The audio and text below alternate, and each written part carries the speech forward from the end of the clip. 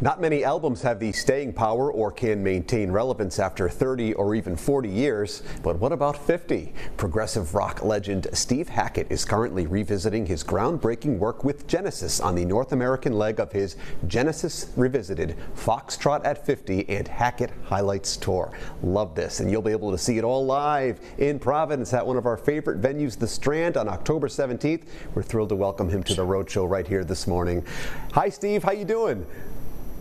Very well, thank you. Lovely to talk to you. Great pleasure to have you here. First of all, Genesis, such an iconic band. Your work with them is revered. Does it seem possible, 50 years since Foxtrot?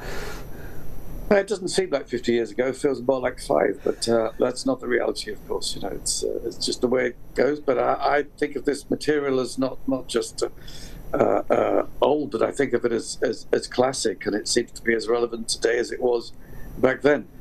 When you're making an album or when, as an artist, you're creating, I would presume that you certainly don't know what is going to resonate with the audience. The fact that this has and continues to do so must mean so much to you as an artist.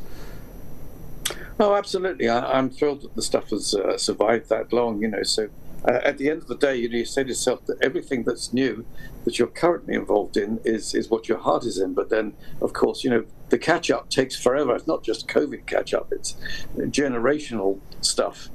So something old is always going to sort of resonate in the same way that if I went to see The Who, I would want to see something they did in the mid-60s. I would want to see them do My Generation. It would be disappointing if I didn't see that. So this is kind of the equivalent with my past and all of that, and I'm just thrilled that people are still interested in it. Absolutely. Does playing the songs now bring you right back to when you wrote and recorded them? I mean, do they take on new meaning after 5 decades?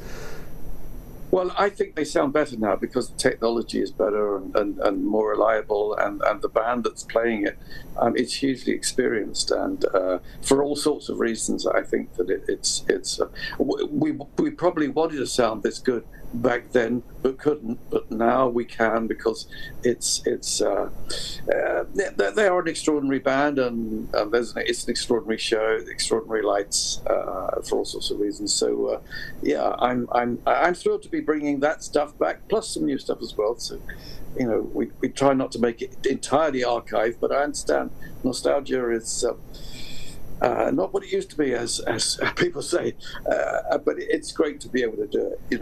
Do you find that the newer material sits well, it positions well next to the stuff that's decades old? It kind of blends well together, and the show, I would presume, is quite seamless for you and the band. I think so. I think the stuff that's most virtuosic resonates with fans who want it to be, feats of musicianly daring do. So there is that aspect, because primarily I'm a guitarist, and so the band starts here with these fingers, and extraordinary things happen every night, and the show is different every night. We have some improvised moments as well as doing the authentic versions of the Genesis things, but with additional stuff, additional brass, woodwind, and now Nat Sylvan is a great singer, and he does a wonderful version of so many singers I've worked with: Peter Gabriel, Phil Collins, even Richie Havens. He does impressions of all of those, so he's very much a chameleon, and the band are extraordinary, full of incredible players, and jazzers and classical people, and pop and rock people that have been involved in film work, just absolutely everything. And there really is, I would imagine, for you, even after all of these decades, really no connection like the connection you make live on stage when the audience is in there. Everyone is in the moment together, having fun. That's the best experience of all, isn't it? Well, I always say that. I always say to the audience, if they want to participate, we're all in the same band by now. And if they want to sing along, it doesn't have to be this sort of reverent hush with it, I'm very happy to have audience participation, because they know the words, and even the tricky stuff, they know that as well. So it's great to have full participation. Well, that's a testament to you and to your great work. And as a guitar player myself, this is extra exciting for me to have the chance to chat with you. So really, thank you for making some time for our show here this morning, and we can't wait to welcome you to Providence. The Strand is a great room. Wonderful. Looking forward to it tremendously. Thank you so much. You bet. Pleasure to chat with you. If you would like more information on Genesis Revisited, Foxtrot at 50, and Hackett's Highlight Tour, what's not to love about this? Hey, maybe Steve will let me jam with him. I'm not holding my breath.